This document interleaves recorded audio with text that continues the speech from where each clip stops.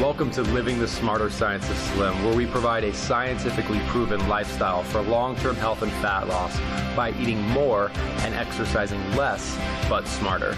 Eat smarter, exercise smarter, live better. I am so ready for that. Hey everyone, Jonathan Bailor back with a bonus Smarter Science of Slim podcast. You're going to start seeing that every couple of weeks we're going to bring the wonderful Dr.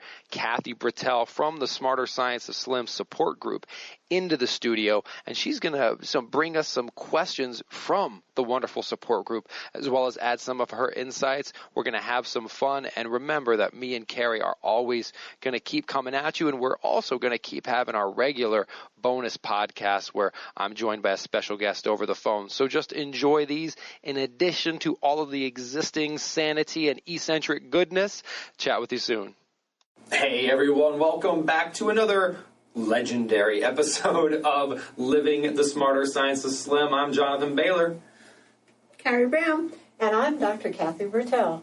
And that means we're doing support group questions, which if you haven't seen it, we've got a free support group at smarterscienceofslim.com/community. And it is awesome because there's no sniping and everyone is supported. Even when people come in with some negativity, they are greeted with open arms. Cheeks are turned, people are embraced, sanity is celebrated, and eccentricity reigns supreme. So thank you to our wonderful support group. Well, one person that I really want to thank, her screen name is Mbuna. She asked the question, she just told us about her history, which has been horrendous.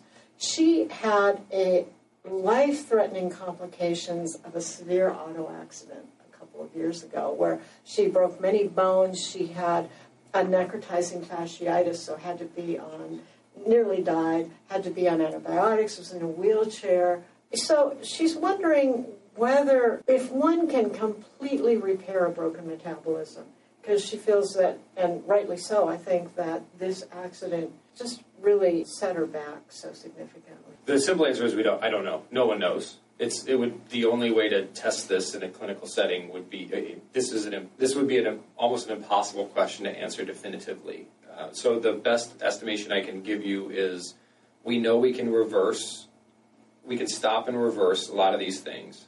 We know that to be true. That's been demonstrated. The other thing we know is how the human body works in other instances. For example, if you break a bone repeatedly. I think we've talked about this analogy before, but in the absence of conclusive clinical data, which we can't have, there will never be a study that proves or disproves whether or not our entire metabolic system can be completely reset to a previous point in time, because we have to have data from the previous point in time, which we would never have in a clinical situation. Point is, we look at other areas of the body, like let's look at what happens with our lungs if we smoke for a long time. Can we fully reverse the damage that's been done? In that instance, no. If we break a leg, can we fully reverse the damage that's been done there? Depending on the break, basically, yes. Like if you've broken a leg and you break it when you're young, it can heal. Now, if you break a leg when you're 60, it doesn't necessarily heal all the way. So I do apologize in the sense that I cannot give you a definitive answer, but I am encouraged by the fact that we know you can make improvement, and maybe take some solace in the fact that regardless of whether or not you can completely reverse the damage that's been done or not, you can get better. That is unambiguous, and that is very clear. So let's strive for that, because really that's all we can control in the first place. Like, even if you could fully reverse it, maybe it would take so much effort that no human being would ever want to do that. Give it your all. Exercise smarter. Eat smarter. The science is clear that you can get better. Can you reverse it completely? I don't know, and I don't know if we'll ever know. Thinking of a model of medical rehabilitation, it's a wonderful model, because if you are in a hospital and all you do is rehabilitation, right, you're obviously going to become rehabilitated faster than if it's something that you do kind of when you have some time, right? Like, so the more you're dialed into it, the faster you will get results. So we should keep that in mind, because it's Smart Science of Slim, right? We're always talking about, it's not about perfection, it's not about this, it's not about that. Do keep that in mind in terms of pacing, that the more you put in, the faster you get stuff out. And in terms of complete reversal, I thought of two other models. We talked about bones. Kathy talked about some of her experiences. I talked about lungs. But we also have models around diabetes and gut problems.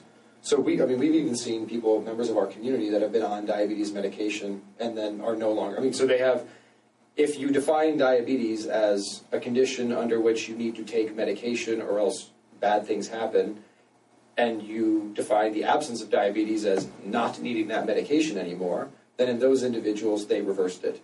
And same thing with like these leaky gut conditions. We've seen numerous SANE-type Paleolithic diets completely, when we say completely, I mean removing all symptoms. Might there still be something going on? Yes, but the symptoms are no longer noticeable.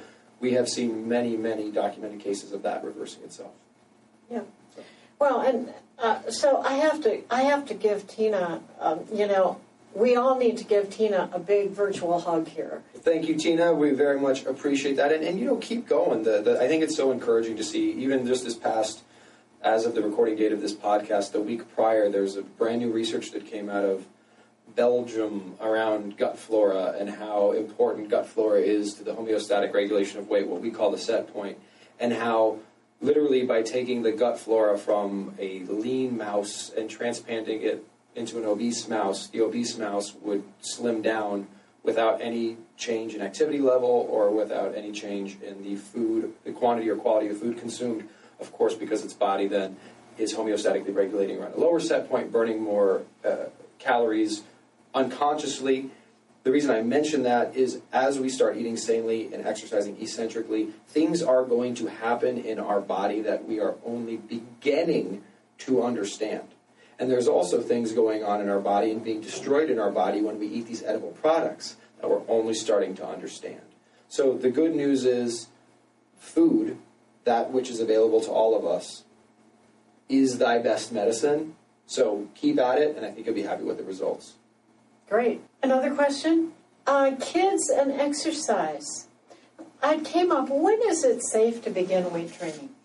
And Kathy, so not being an expert here, not being a 30-year practicing physician in this space and not having any kids of my own, it sounds like, because also when we talk about resistance training here, we're talking about like very intense eccentric training, and sometimes the resistance training, you see kids, when I say kids, I even mean kids in middle school and high school, they often do this kind of explosive powerlifting. It sounds like there is a level of resistance training. For example, if I was like 5 or 6 years old, doing a wall squat, where it's almost just like a normal. I just want to make sure folks understand that what we're talking about is like your child. There's children, like children, people under 10, and then there's teenagers. And it seems like as you approach closer and closer to adulthood, you gradually move from doing things that are basically just everyday movements. Like a wall squat is just like sitting in a chair and holding that position. Right. You graduate from that to doing something like a weighted squat with weight on your back. Like you might want to wait. The more it's, let's say, an unnatural thing, the more it's like an unnatural thing, the longer you're going to want to wait. But that in no way means, avoid anything that's resistance bearing until you're 18. Right. Sure. I like it. We're done. We have no more questions left. Hello. Carrie Brown, how are you doing? I'm not napping or anything. Are you just getting educated? Yes, that. Plus, cats. I have cats. I don't have kids. Do your cats do any resistance training of any sorts? No. No. But I do have to tell the folks, and hopefully you'd be willing to share this. Rumor has it that you've been making ice cream. I have. SANE ice cream. SANE ice cream. She's got an amazing recipe for peanut butter ice cream. Her website right now, Marmalade and Milepost. Or carriebrown.com is easier. carriebrown.com. Easier to remember, easier to type. I love it. carriebrown.com. Catherine Bertel, MD, and Jonathan Bailor in the house. Eating smarter, exercising smarter, and living better. And having fun. Woohoo! And we'll be back next week. For sure. So long. Bye-bye. Bye.